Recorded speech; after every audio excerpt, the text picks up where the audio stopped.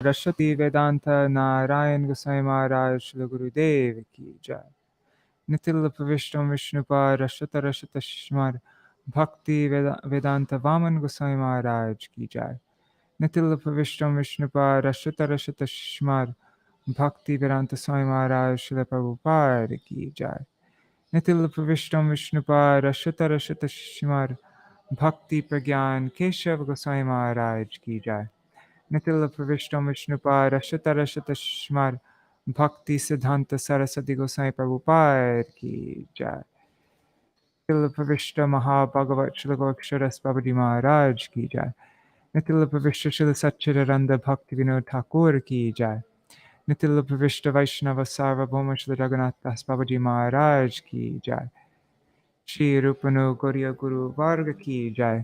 Shri Rupa Sanatan Bhatta Raghunath Shri Jeev Gopal Bhatta Das Raghunath Shar Gosai Prabhu Ki Jai. Shri Sarup Damodar Rai Ramanandari Shri Gaur Parshad Vrinda Ki Jai. Namachay Shri Hairas Thakur Ki Jai. Prem Se Kaho Shri Krishna Chaitanya Prabhu Nityananda Shri Advaita Gadadhar Shri Vasari Gaur Bhakta Vrinda Ki Jai. Shri Kshetra Mandal, Gaura Mandal, Vraja Mandal, Mathura Vrindavan Dham Ki Jai. Sarva Abhishta Pradata Giriraj Maharaj Ki Jai.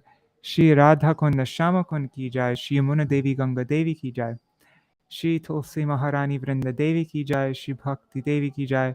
Shri Purnamasi Yogamaya Ki Jai. Shri Gopeshwar Mahadev Ki Jai. Srila Rupa Goswami Prabhupada Ki Jai. Shri Sachinandan Gaur Hari Ki Jai. Shri Rupa-śikṣā Ki Jai. Shri Chaitanya Charitamrita Ki Jai. Shri Krishna Das Kaviraj Goswami Pad Ki Jai.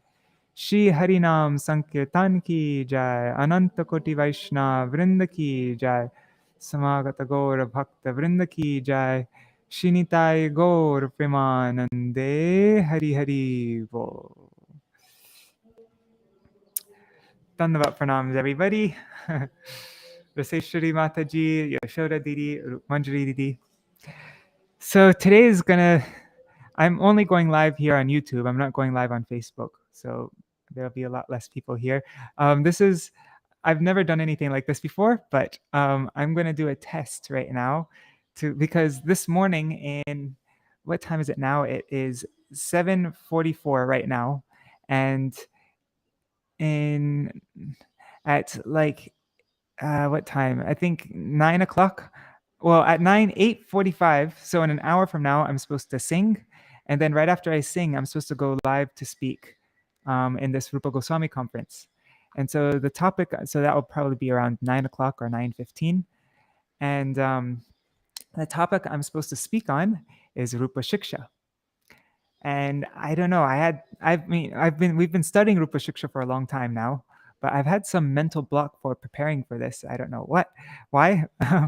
So I'm going to just practice speaking it in front of you and see how quickly I can do it. I only have 20 minutes to speak, and I'm probably trying to fit like an hour worth of kata into 20 minutes. So let's see how I do it.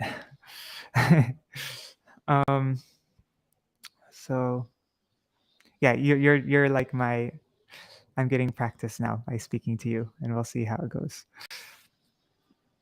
I'm going to try to do this all from memory without any notes or anything. Let's see how it goes.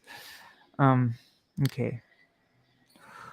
Om Jnanatirmirandasya Jnananjana Shalakaya Chakshurun Militam Yena Tasmai Shri Guruve Namaha.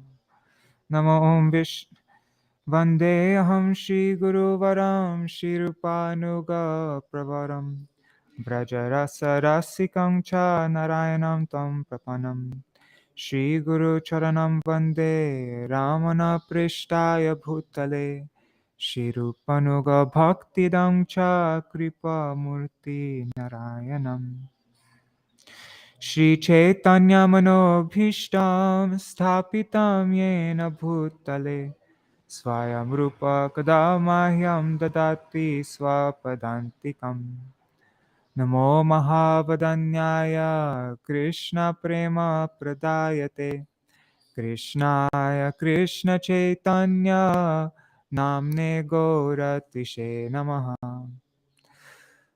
Guruve Gaurachandraya Radhikaya Tadalaye Krishnaya Krishna Bhaktaya Tara Bhaktaya Namo Namaha Bhaja Shri Krishna Chaitanya Prabhu Nityananda Shri Advaita Gadadhar Shivasari Gaur Bhakta Vrinda Hare Krishna Krishna Krishna Hare Hare Hare Rama Rama Rama Hare Hare. Hari Bol Madhavi Didi. So you just came now. I I am just doing a practice right now for what I have to speak. So we'll see how it goes. I'm trying without any notes. So let's see what happens.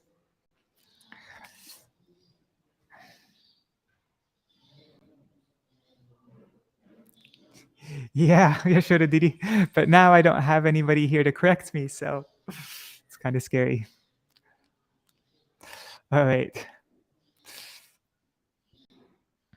So first of all, I offer my Dandavat Pranams at the lotus feet of my Srila Gurudev, Nityalila Pravishta Shishimad Bhakti Vedanta Narayan Gosai Maharaj, who in this modern times was one of the foremost Rupanugas.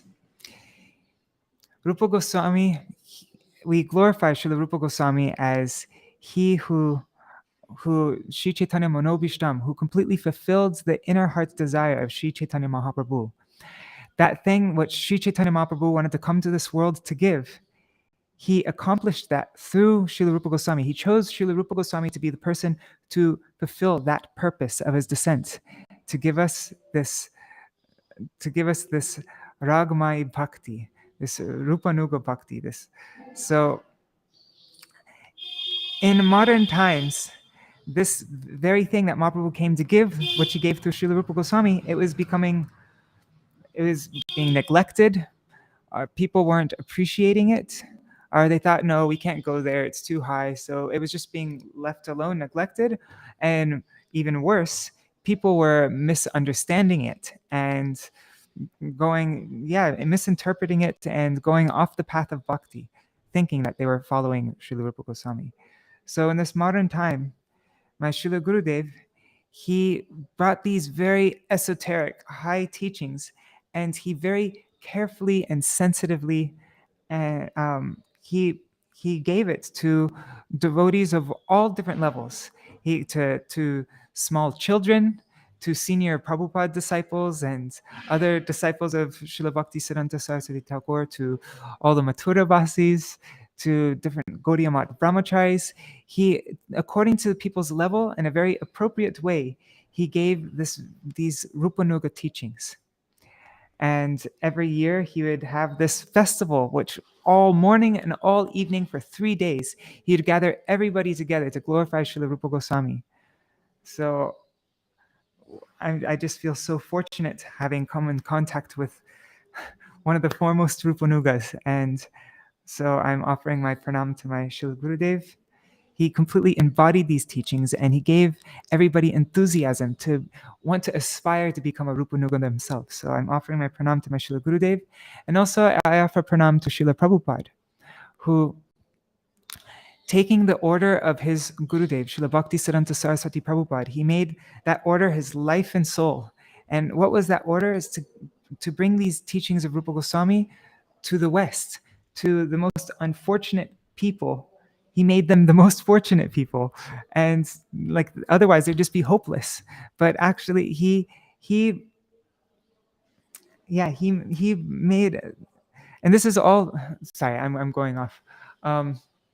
So to this day, every day, there are countless people embarking on this Rupanuga path due to his causeless compassion. He did bhajan outside of Srila Rupa Goswami Samadhi every day, praying to be able to accomplish this task, and he did it in a most magnificent way there's nothing to say. Anyways, so I offer my pranam unto Srila Prabhupada, and also to Srila Vaman, my Nityalila Pravishta Srila Vaman Srila Bhaktivedanta Vaman Gosai Maharaj, and onto my Param Gurudev, and onto all of my Param Gurudev's god brothers, all the disciples, all the associates of Srila Bhaktisiddhanta Saraswati Thakur, and to our Rupanuga Guru Varga. And then I offer pranam to all of you here. Raseshwari Mataji, Yashoda Didi, Rup Manjari Didi, Madhavi Didi.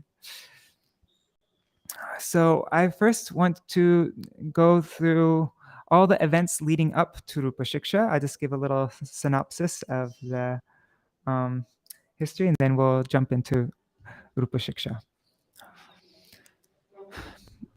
So in Chaitanya Charitamrita, it first begins with the past, Srila Rupa Goswami and Srila Sanatana Goswami. It begins with their pastimes of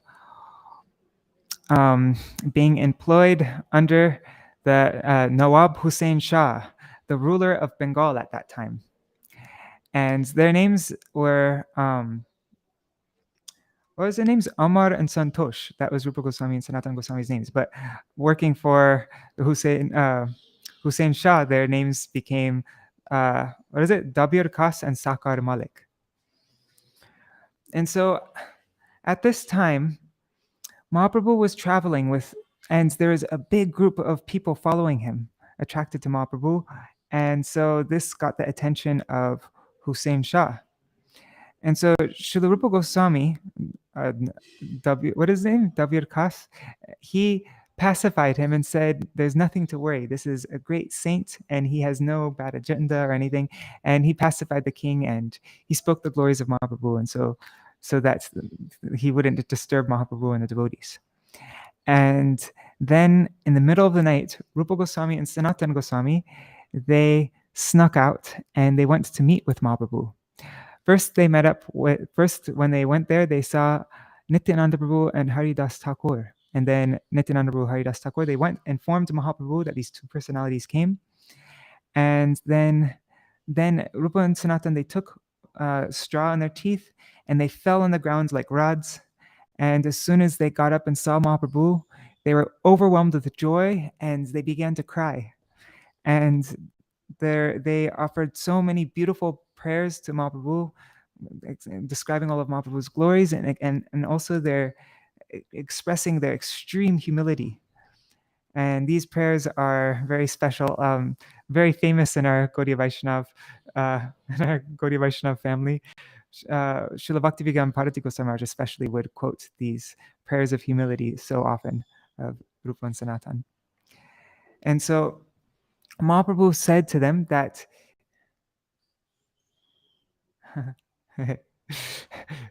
Mahaprabhu said that you have been my devotees life after life. And I'm not sure, I can't remember exactly in the order of what Mahaprabhu said, but he said that I came here to Bengal only to see you. But your humility is breaking my heart, so please stop. I can't take any more of this. It's breaking my heart. He said, very soon, Krishna will deliver you. So there's no need to fear anything. And then Mahaprabhu told all of his associates there to give their blessings to deliver this Rupa and Sanatan. Oh, and at that time, Mahaprabhu also said that your names from now on are Rupa and Sanatan. That's when they got the names, Rupa and Sanatan. And so then Rupa and Sanatan, they took the foot dust of all these associates with Mahaprabhu, who was there, Nityananda Prabhu, Haridas Thakur, I think Gadadhar Pandit, Srivas Thakur, Jagadananda, all these different associates. They took the foot dust and then they advised Mahaprabhu to not, they said right now, Hussain Shah is not doing anything, but if he's a Yavan and cannot be trusted, so better you don't go to Vrindavan now with this huge crowd of people. And Sanatana Goswami also said that it's not proper to go on pilgrimage to holy places like this with such a large crowd of people. And so Mahaprabhu considered Sanatana Goswami's advice and he decided to go back to Puri. And so after that, Rupa and Sanatan started trying to devise some kind of plan that they can be relieved of their government duties. And what were their positions? I think Sanatana Goswami was the prime minister and Rupa Goswami was, I don't know, the head secretary or something. Anyways, they had like the top positions. And so it's not going to be very easy to get out. But they started trying to make a plan. And I guess at this time, Rupa and Sanatan were not together because, yeah, anyways, Rupa Goswami, he had boats filled with all his wealth brought to his home, and he divided 50% of it he gave to the Brahmins and Vaishnavas, and then 25% of it he gave to his family members. And then he kept 25% for emergency, his own safety. He might need some money to get out of the situation. And then he left 10,000 gold coins, 10,000 gold coins with a grocer in Bengal for Sanatan Goswami, which Sanatan Goswami eventually had to use to get out of the service. So,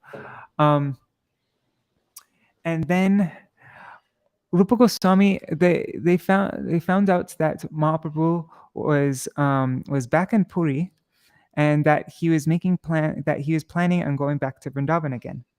And so Rupa Goswami sent 2 people to Puri to find out the details so that he could meet up with Mahaprabhu again. And so then Rupa Goswami and his brother Anupam, his younger brother, whose name is also Sri Vallabh, they went to Prayag. And they were delighted to know that in Prayag, Mahaprabhu was there in Prayag. And so then they went to the Bindu Madhav temple there, and they saw Mahaprabhu from a distance, dancing in ecstasy, getting everybody to chant the names of Hari. I can't remember the exact description, but yeah, they had darshan of Mahaprabhu from a distance. And after that, Mahaprabhu was invited by a South Indian Brahmin to take his meal at his house. And so then Rupa and Anupam, they went to meet Mahaprabhu there. And so again, they took straw in their teeth, and they went to the house of the Brahmin, and they fell down at Mahaprabhu's feet. And Mahaprabhu said something to them. Anyways, he embraced them, and they, in ecstasy, they offered very beautiful prayers to Mahaprabhu. At that time is when Mahaprabhu offered our main pranam mantra for Mahaprabhu: Namo Mahavadanyaya Krishna Prema Pradayate Krishnaya Krishna Chaitanya Namne Goratushe Namaha. And so then after that, there's a whole pastime of Sanatan Goswami getting put in jail, and then how he escaped jail, but and then there's a few other pastimes that happen, but I need to skip all that, and we need to get into Rupa-śikṣā now. So in Prayag, there were large crowds of devotees, large crowds of people. Sorry, it was very crowded. And so Mahaprabhu went to the Dasha Ashwamedha Ghat, and there's a big significance of the Dasha Ashwamedha Ghat. I'm not going to get into that now, but and there for 10 days he instructed Rupa Goswami. And these instructions became known as Rupa-śikṣā. So I'm going to try to go through these verses of Rupa-śikṣā. I'll say the Bengali and try to briefly explain them, and we'll see how far we get. So, E mata dasha dina prayage rahiya, Shri Rupa-śikṣā dilo shakti sanchariya. So for 10 days, Sri Chaitanya Mahaprabhu resided in Prayag and infused Srila Rupa Goswami with Shakti. Prabhu kohe shunaru bhakti rase lakshan, sutra rupe kohi vistar na jai varnan. So Mahaprabhu said to Rupa Goswami, listen, Rupa, listen to the characteristics of bhakti. I'm going to explain this to you just in sutra form because it's not possible to describe in full. And the meaning of the word sutra in Sanskrit means the tip of a thread. And so if you have a spool of thread, you can, if you're able to find the tip of it, then you can unravel the whole thing, the many yards of thread like that.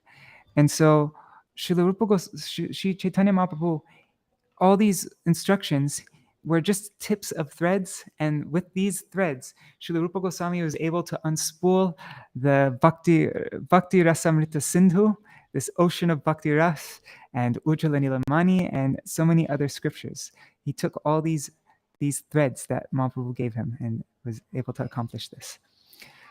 So then Mahaprabhu says, Para para shunya gabhir bhakti rasa sindhu. He says the ocean of bhakti ras, it has no shore. It's para para shunya. It's shoreless.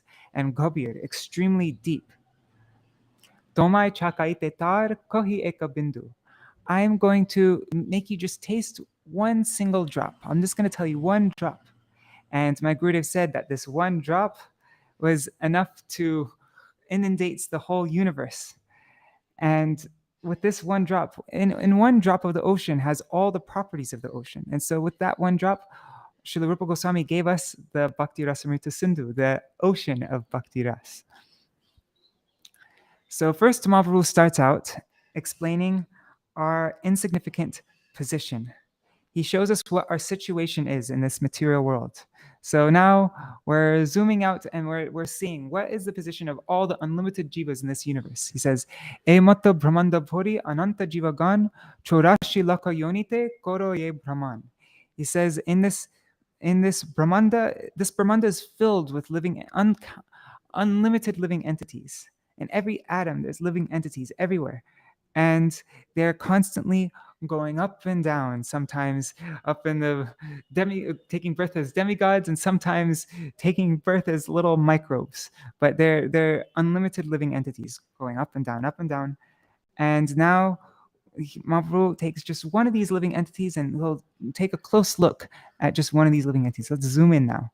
And he explains 3 verses. I'm just going to say the 3 verses, and the translation is pretty much the same for all of them. So he says, Keshagra Shateka Bhaga Puna Satangsha Kori Tar Sama Shukshma Jiver Swarupa Vichari Keshagra Shatabhagasya Satangsha Sadrishatmaka Jiva Shukshma Jiva Sarupoyam Sankyatito Hichitkana Balagra Shatabhagasya Shatada Kalpitasya Cha Bhago Jiva Savigyaya Itti Chaha Parashuti.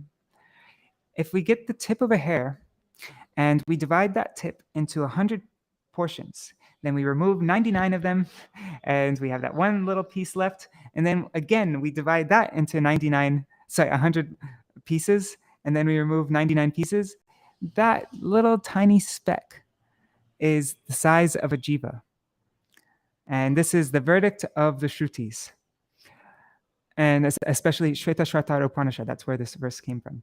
So this is really, the jivas are even smaller than that, because the jiva is really the smallest possible thing that can exist. And so this is just to give an idea, though.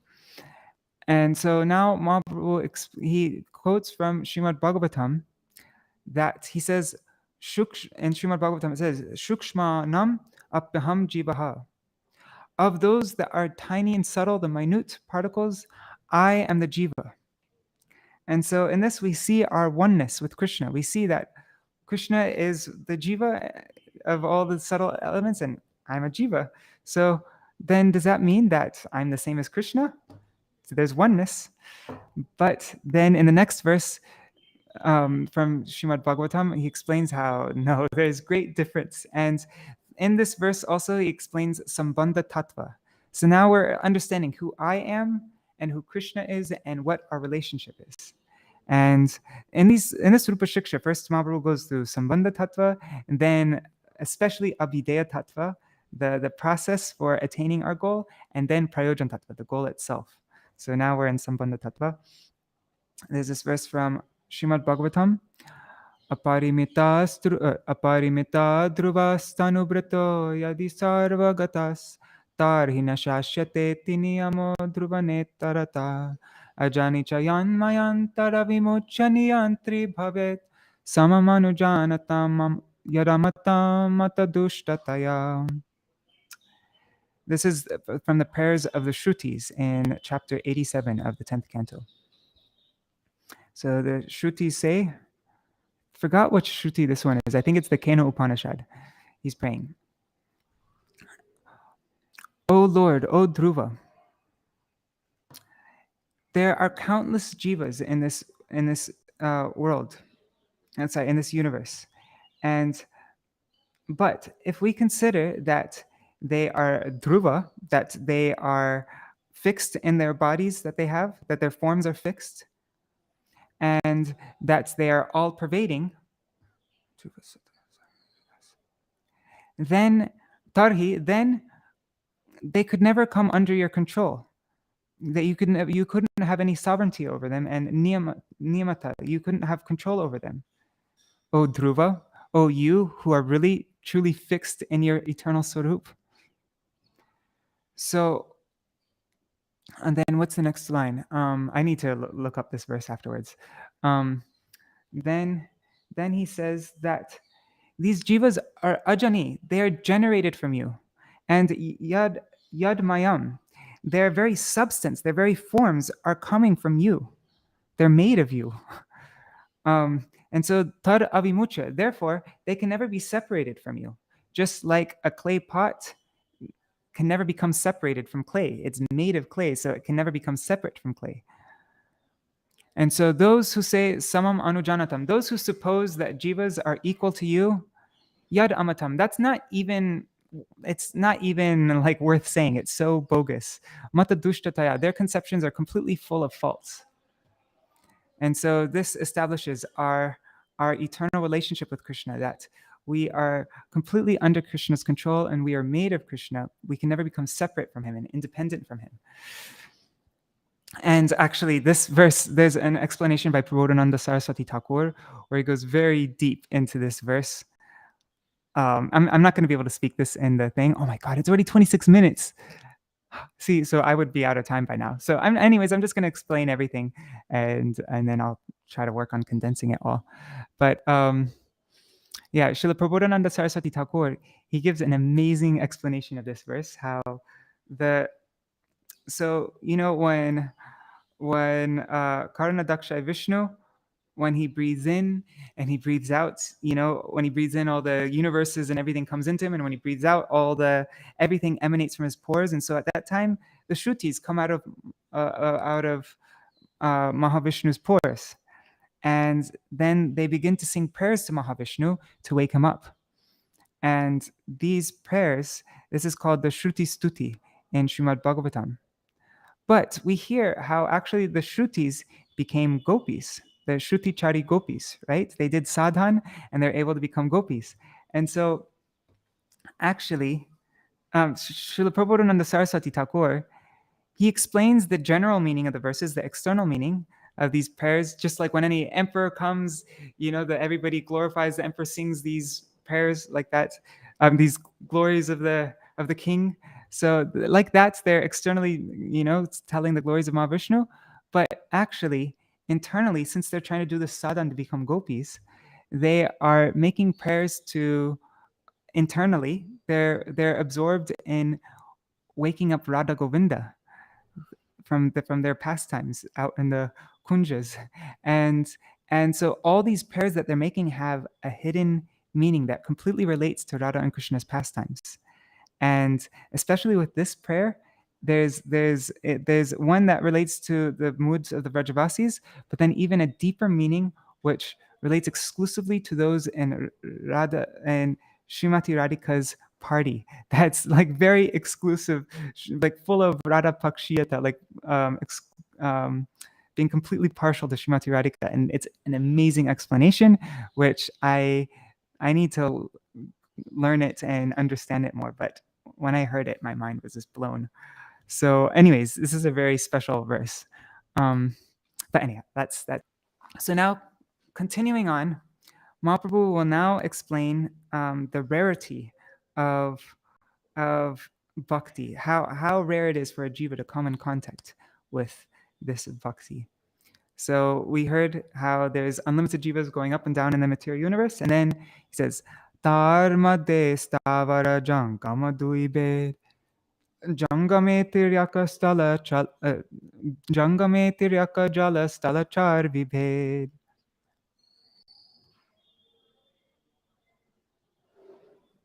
Okay, Manjari Didi. Yeah, that's a good idea. So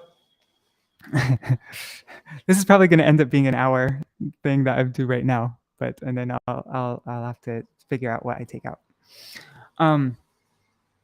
So among all the 84 lakhs of species, they are two divisions. There are those that move, there's those that don't move, immobile beings, and jangam, those that move.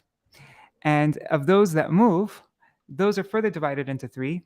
There's tiryak, those that move in air, and then there's jalachar, those that move in water, and stalachar, those that move on land. And so then among them, tar madhe manusha jati ati alpatar. Among the jangam, those that move on land, human beings are very few in number. Tar madhe mlecha pulinda bodha shabar.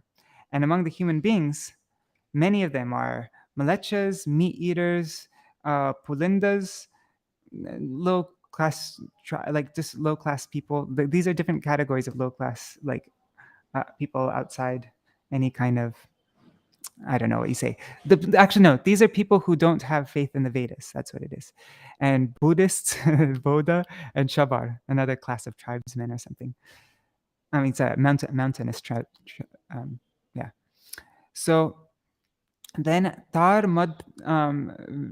so all these people, they don't have any faith in the Vedas. Then Veda Nishta Madde Ardek Veda Mukhamani. And of those who do say that they have faith in the Vedas, Ardek Mukhamani, half of them, they just say that they have faith in the Vedas, just through their mouths. But really, Veda Nishada Papkore, Dharma Nahi Gane. They engage in prohibited activities, in sinful activities that are prohibited in the Vedas. And they actually don't really have any regard for Dharma. So then, Dharmachari Madde, Bahuta Karma Nishta. But of those who do have regard for Dharma, those who are following Dharma, most of them are Karma Nishta. They are fixed in fruitive activities and trying to do pious things to get some nice material result. And Koti Karma Nishta Madhe, Eka Gyani Sheshta. Among those who are engaged in karma, among millions of those people, you'll find one person who's actually in knowledge, who's topmost. Ek Gyani Sheshta. Then Koti Gyani Nishtam, Koti Gyani Nishta Hoy Ek Jana Mukta. Among crores, a crore is 10 million. So among tens of millions of those Gyanis, you'll find one who is actually liberated, who has achieved the perfection in their Gyan. And Koti Mukta Madhe Durlabh Ek Krishna Bhakta. Among tens of millions of those who are liberated, Durlabh, it's very rare to even find one devotee of Krishna. So then Krishna Bhakta Nishkam Ataiva Shanta Bhukti Mukti Siddhi Kami Sakali Ashanta. The devotee of Krishna is Nishkam, and therefore he has no desires for himself, even though he is full of desires, but only full of desires for the service of Krishna. But really he has no material desires, and therefore he's completely peaceful. Whereas Bhukti Mukti Siddhi Kami, all those who want enjoyment, who want relief from suffering, or those who want different perfections, they want different abilities, siddhi, they are all full of desires, and therefore they are completely unpeaceful. And I see this verse as kind of leading us up to the next verse, Brahmanda Brahmite Kon, because it's so easy for us to attach ourselves to any person who's not 100% fully a pure devotee of Krishna, who has some desires for enjoyment or any of these things. And so if we completely attach ourselves to that person and give our full everything to that person, our full deep heartfelt faith to that person, then we also can never be completely peaceful. Well, there will be some disturbance at some time or other. So therefore we have to be very careful who we actually give our precious faith to, our shraddha to. And I'm not using that word shraddha lightly, but yeah, we have to. So the next verse, Muktanam Afisidanam Narayana Parayana Sudurlabha Prashantatma Kutishvapi Mahamuni. So this devotee is to find somebody who's peaceful like this is extremely rare. Somebody who's fixed, absorbed in Narayan. Even among millions of liberated persons, it's rare to find such a soul like this. So Brahmanda Brahmite Kon Bhagyavan Jeev Guru Krishna Prasade Pai Bhakti Lata Bij. All these previous verses, like maybe 6 or 7 previous verses, have all been leading up to this verse, showing how while wandering in this universe, some very fortunate jeev. Now we're seeing, oh my God, how fortunate, how rare is it to be able to come to bhakti. Yeah, it's like it's showing how fortunate this jiva is that he, Guru Krishna Prasade Pai Bhakti Lata Bij, by the mercy of Guru and Krishna, he receives the seed of the creeper of bhakti. And so it's by the mercy of Guru and Krishna, not just by Krishna's mercy and not just by Guru's mercy, but by them both together. We get the seed of the creeper of bhakti. And many times people say that, okay, well, if they receive the seed of bhakti, that means that they couldn't have had it before, because how can you receive something that you didn't have? And so there's many explanations of our acharyas about this. Very beautiful one of Srila Prabhupada, especially in the purport for this verse. But basically, the understanding, what I've understood, is that this seed of bhakti, even though it is ours and it's completely fixed, it's not like that we don't have any seed, but from time immemorial, it's been completely inaccessible to us. We can't, it's so far away from us that it's almost as if it's not there. It's completely lost to us. And so we need a Mahabhagavat to come and give us the seed which is ours. And what is this seed? My Gurudev explains that the inner part of the seed is Krishna Seva Vasana, our tendency, our natural tendency to serve Krishna. And the outside covering of the seed is our Shraddha. Really, both of them are the same thing, but one is the internal part of, and externally it manifests as Shraddha. And we understand that Shraddha is synonymous with Sharanagati. So Shraddha isn't just some passive thing like, oh yeah, I believe in Krishna. Yeah, I believe in Gurudev and his teachings and stuff. No, Shraddha is an active thing. It means surrender. So if you say that you have Shraddha, it means that you're completely surrendered. And actually the Sharanagati, the surrender, isn't even bhakti. It's just the very doorway into bhakti. And so by the mercy of Guru and Krishna, we get this seed, and then the next verse, Mali Hoya Koreshe Bij Aropan. Then under the guidance of Sri Guru, we become a gardener. And it's not, we actually have to completely change our identity before whatever we thought we were.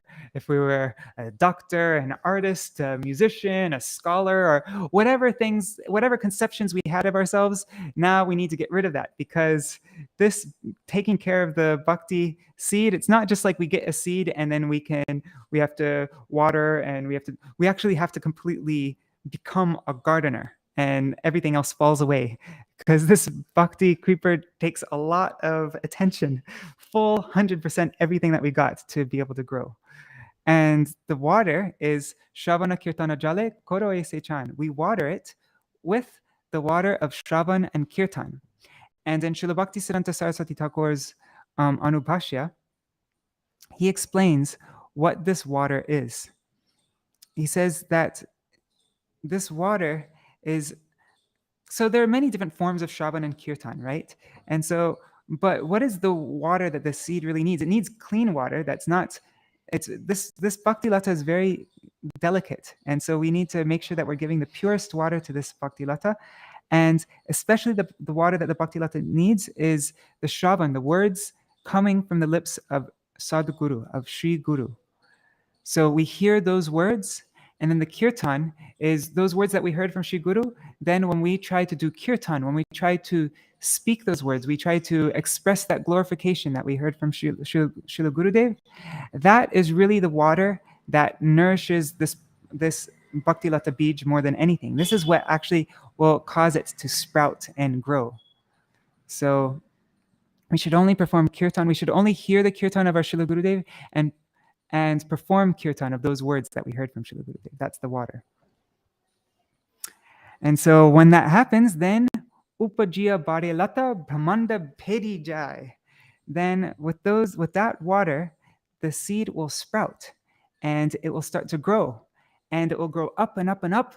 This lata, this creeper, is looking for somewhere to latch itself onto, because that's the nature of a creeper. It needs to, you'll never see a creeper just growing up straight into the sky without, no, it always climbs along something. And so, but this is the bhakti lata. Bhakti is completely Krishnanushilanam. It's completely, exclusively devoted to Shri Krishna alone, nobody else. So this creeper is not going to latch itself onto any of the perfections and any of the heavenly planets or anything. So it keeps on searching for the feet of Krishna, and it pierces through the 7 coverings of the universe, and then Viraja Brahmaloka Bhedi Para Vyomapai. And then it goes even beyond the Viraja River, and then beyond Brahmaloka, where all the impersonalists, where they try to merge into Brahman, it goes above that. And Para Vyomapai, it finally reaches Para Vyoma, the spiritual sky, the Vaikuntha planets. And then Tabe Jai Tar Upari, then it goes even beyond that, beyond the going beyond Vaikuntha, right? Like Srila Gurudev, we have that book from Srila Gurudev, Going Beyond Vaikuntha, which Srila Gurudev explains the whole journey of Gopakumar. So following a Gopakumar's footsteps, we go beyond Vaikuntha, and finally we reach Goloka Vrindavan. And then Krishna Charan Kalpa Vrikshe Kore Arohana. After that long journey, trying to find Krishna's feet, finally, the Kalpa Vriksha, the wish-fulfilling tree of Krishna's feet, it wraps around it. And then Taha Vistarita Hoy Pale Prem Fal. Finally, reaching Krishna's feet, it begins to expand, it begins to bloom. And Pale Prem Fal, then the fruit of Prem is produced, finally. And so this is the whole amazing, long, amazing journey that the sadhak is going through. This creeper of devotion, the long journey. This is what's happening internally, inside, and externally here in this world. Iha mali seche nitya shravanadi jal. The gardener is continuously watering that creeper with the water of Shravan and Kirtan and so forth. So, such a beautiful description. This is when we're engaging in any of these activities of bhakti, we should be aware of what we're actually doing, that we're watering this creeper of bhakti. So when I'm chanting, I should imagine that now I'm pouring water onto the seed. And if I do it properly, if I'm really giving pure water, then it's going to grow and grow and grow. So yeah. And also, we don't know what level, what stage somebody's at. We could just see some Vaishnav just chanting on his own or on her own, and they just seem like an ordinary person doing the same activity I'm doing, chanting. But what's going on internally, what the journey, what stage they're at, maybe they could even be wrapping around Krishna's lotus feet. Their activity of bhakti is completely different from mine. So it's just, yeah, very mystical thing. But we're so fortunate to have this opportunity. But what's the greatest tragedy possible is that Jadi Vaishnav Aparad Ute Hati Mata, that everything will be spoiled if Vaishnav Aparad, which is like a mad elephant, if it arises, it will upade, it will uproot, or it will chinde, it will tear to pieces this bhakti lata. And tar shuki jai pata. And when this happens, then all the leaves of this bhakti lata will completely dry up. And at that point, where there's no hope, there's no way of us growing any further if we're uprooted. So for this reason, tate mali jatna kori kore avaran. The gardener very carefully, jatna kori, very attentively and carefully keeps this, he builds an avaran, a protective covering, a fence around this bhakti lata, aparada hastir jaiche na hoyurgam, so that this elephant of aparad, this mad elephant, will not be able to come in there and trample it. So we hear from Srila Prabhupada in his purport. He explains that this fence means keeping away from all bad association and taking up the association of sadhus. Sadhu Sangha, this is the fence that we need to save ourselves from Vaishnava Parad. And following the Vaishnavas. But even then, even if we have this strong fence keeping out this elephant of Vaishnava Parad, there's still more things that we need to be worried about, like that we need to protect ourselves from. He goes on, he says, Kintu jadi latar shange ute upashaka, bhukti mukti vancha jata asanka tar leka. there are many upashakas. The upashaka, if you look up the word upashaka in the dictionary, it means sub-branch. So it's actually coming on the bhakti lata. And these upashakas, they're like a parasitic creeper, and they grow along the vine of devotion. They're not just like some separate weeds on the side or anything. They're actually like growing on the vine of devotion. And there are many different types. They're all coming from our desires, from wanting enjoyment and also mukti, wanting relief from suffering. And there are innumerable types of parasitic creepers, too much to write even. Jata asankataraleka, you can't even describe them all. And so then Mahaprabhu explains some of these kinds of upashakas, just an example. Even though there's unlimited, these are just a few to give it an idea. Nishidachar kutinati jiva hingsan. One is improper conduct, bad behavior.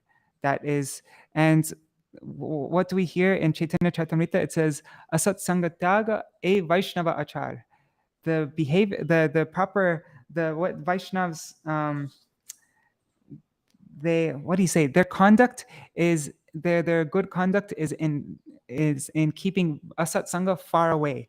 That is I have to think of the word for achar. That is, anyways, that's what they practice, keeping far away from bad association and only taking up the association of devotees. That's real proper achar. Taking up the company of devotees and trying to follow them. And then kutinati means duplicity. So we have, sorry, I got distracted. Kutinati means crookedness, duplicity. And so that means trying to show that I'm something that I'm not. Like trying to pretend that in front of the Vaishnavas, when we try to pretend that I don't have any anarthas and that I'm actually a really good devotee. And that is what creates some distance between us and the Vaishnavas. We can't get the mercy of the Vaishnavas if we're trying to pretend that we don't need it. Because the Vaishnavas come to this world to give mercy to the most fallen. But if we're trying to pretend that we're not fallen, or we try to externally show that I'm so fallen, but it's actually just trying to show that I'm humble, and no, then we'll never be able to get the mercy of the Vaishnavas. Because Srila Gaura Govinda Goswami Maharaj would say that the Vaishnavas are patit pavan, they're merciful to the fallen, not to the duplicitous. So our only qualification that we need for receiving this thing is just being honest with my fallen condition and with my anarthas, not trying to hide it, but showing, look, this is my condition, please help me. And only then can we receive the mercy of the Vaishnavas. And so that's kutinati and jiva hingsana. Jiva hingsana means causing any harm to living entities. And so one is physical harm, that means meat eating, and also verbally, if we try to put somebody down with our words, we try to, then that's yeah. So jiva hingsana, but also jiva hingsana can be trying to moving somebody off the path of bhakti. Like, just a very practical example is if my friend Srivas is here and I tell him about a really good movie I saw, and they're like, hey Srivas, this movie is so good, you have to see it. And I give him the file, and he didn't really want to see that movie. He was being engaged in Gurudev Seva, working on books. But from that movie, then he saw it, and then he wanted to start seeing more movies, and that caused real harm for him in bhakti. And so that would be jiva hingsan. And then there's labh, puja, pratishtadi, jata upasakagan. There's the upashakas of labh, wanting to get some wealth, some benefits from bhakti. Like right now, I have a really nice place to stay here in Gopinath Bhavan. I get prasad for myself every day. I want to, I'm getting all this, people give me donations. There's this labh. And puja, I want people to adore me. I want them to respect me and worship me. I want people to honor me. And then there's pratishta, and I want my glories, I want my glories to spread far and wide. I want everybody to know what an amazing person I am. So these are all upashakas. And Srila Bhaktisiddhanta Saraswati Thakur in his Anubhashya, he explains that these upashakas are identical to the bhakti lata. You can't even tell the difference. It's very difficult to tell. And so, okay, let's go on to the next verses. Seka jalapaya upashaka barijai. So this watering, when we're watering the creeper of bhakti, then we could very well be giving water to these upashakas. And then the upashakas will grow, and stabda hoya mul shaka bari tenapai. And then the main creeper, the bhakti-lata, the mul shaka, will be stunted. It will be stifled. It won't be able to grow anymore because the upashakas are drinking up all the water. And these upashakas will be growing. And so then, but because the upashakas are identical to bhakti, we think that we're watering the seed of, we're watering this creeper of bhakti, but actually all the water is going to the upashakas and we're not even aware of it. And I see it very practical for myself, that I see if I'm engaging in some kind of, trying to follow these different practices of bhakti, shravan, and kirtan, then lots of times I'll get respect, I'll get lots of friends, and people start, and all these different things that I'm getting from bhakti. And I really like the kirtan, I like the melody and everything, and all these things, I start to get some enthusiasm, and I want to do these activities of bhakti more and more and more. And I think, yeah, I'm starting to make some progress. But actually, and I think it's bhakti, but actually it's an upashaka. Oh my God, I'm just watering this desire for wanting recognition and wanting to get benefits and stuff and all these different things, but I don't realize it. I think it's bhakti. So pratame upashakar koroye chedan. So as soon when we're in the company of Guru and Vaishnavas, they point out to us what these upashakas are, all these anarthas. And so as soon as we find out, oh my God, there's this anartha, then right as soon as we detect it, we got to nip it at the bud. And koroe chedan, pratame, from the very beginning. And then tobe mul shaka bari jai vrindavan. When we're able to cut all these parasitic creepers, then the main branch, the bhakti lata, will be able to grow all the way up to Vrindavan. And then after this is I've only memorized verses up to this point, but after this, it talks about how then the gardener will take advantage of this fruit. It ripens, it falls to the ground, and the gardener will relish this divine fruit of prem, will relish the nectar of this fruit. And once the gardener does this, then all other achievements possible for human beings, dharma, artha, kama, and moksha, they seem completely insignificant, disgusting. Like, oh my God, how was I wanting those things before? And so then, and then at this point, Sri Chaitanya Mahaprabhu, he explains what is bhakti to Srila Rupa Goswami. And then you go through this verse, Anyavilashita shunyam jnana karma dhanavritam anukulyena krishnanu shilanam bhaktir uttama. And we're all familiar with this very essential, most complete, topmost verse of Shri Sachinandan Gaur Hari. And that Rupa Goswami gave us, this perfect definition. There's so many explanations on this. And there's one very unique thing in this Rūpa-śikṣā that I read recently with Madhavi Didi, Rukmini Didi, and Yashoda Didi, and also Mani Manjari. We read together that this Srila Krishnadas Kaviraj Goswami, he explained this verse, like he gives a Bengali translation of this verse, but he explained it in a very deep way, which really brought out the essence of what Rupa Goswami came to give. And so I just want to read this paragraph. Let's see if I can find it. Where is it? Oh, maybe I don't have it here. Oh, here it is. Okay, I got it. So I'm just going to read this. It's 2 paragraphs. He says, in our evaluation of the term Krishnanushilanam, we must surely include Anushilanam for Sri Krishna and any of his forms, like Ram and Nrsimha. Still, in light of this understanding, it would be most excellent if Srila Rupa Goswami, the original and most revered Gurupad Padma of the Gaudiya Vaishnavas, has left some intimation of the utmost culmination of Uttama Bhakti within this perfectly derived definition.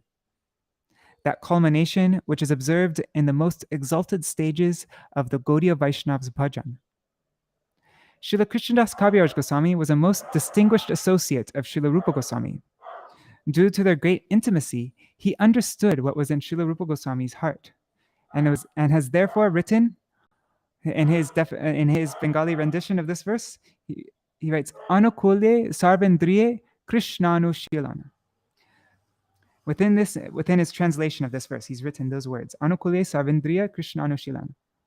He has used the words Sarva Indriya, with all senses, in order to indicate the highest stage of bhakti. That is to say, it is impossible for anyone but the Vraja Gopis who are in Madhur Ras, the mode of amorous love of Godhead, to perform Krishna Anushilanam with all of their senses. It is ever impossible for those within Vatsalya. It is even impossible for those within Vatsalya Ras, the mode of parental love of Godhead, to perform Krishna Anushilanam in this highest perfection with all of their senses. And in this Rupa-śikṣā, oh whoa, there's so many people all of a sudden. So within this Rupa-śikṣā, when we come to the very end, Chaitanya Mahaprabhu will explain all the five rasas: Shantaras, Dasyaras, Sakyaras, Vatsalyaras, and Madhuras. Finally, he ends with Madhuras, and he explains all the qualities in each of these rasas, and all the qualities of the previous ras exist in each further ras, but then they have some new qualities in it. And so finally, the thing that makes Madhur Ras complete, which is not in any of the other rasas, is that they offer all their senses, their full bodies, everything to Krishna. Complete surrender of their bodies and everything to Krishna, which is not done in any other ras. And so Srila Krishnadas Kaviraj Goswami, he shows that in his definition, that actually the Vraj Gopis are the ones who really are following this Uttama Bhakti, who are anyways, they embody the topmost form of this Uttama Bhakti. So yeah, after this point, Mahaprabhu goes into this Ras Tattva, and we see all this in Bhakti Rasamrita Sindhu. But of course, my time is way beyond over. Let's see. I'm not really caring about time right now, though. But what are some of the things in first? Mahaprabhu will explain about the different stages of prem. First, there's sadhan bhakti, that's like, and then bhav bhakti, prem bhakti, and then the different levels of prem, sneha, man, pranay, rag, anurag, bhav, mahabhav. And these are all likened to the seed of the sugarcane plant, which is like our sadhan bhakti. And then there's the plant itself, that's like bhav bhakti. And then the ras, the juice of the sugarcane plant, so sugarcane juice, that's like prem. And then the sugarcane further condenses more and more and more until like it becomes molasses, and then dry molasses like gur, and then becomes, what does it become? It becomes hard, like and then rock candy, and then mishri, and then finally uttam mishri. It becomes like a lozenge. So these are like all those levels of prem. And then after that, Mahaprabhu explains he explains sthaya bhav, so all these different kinds of rati for Krishna in one of these 5 moods: Shantarati, Dasyarati, Sakyarati, Vatsalyarati, Madhurati. And these are also this 5 kinds of ras.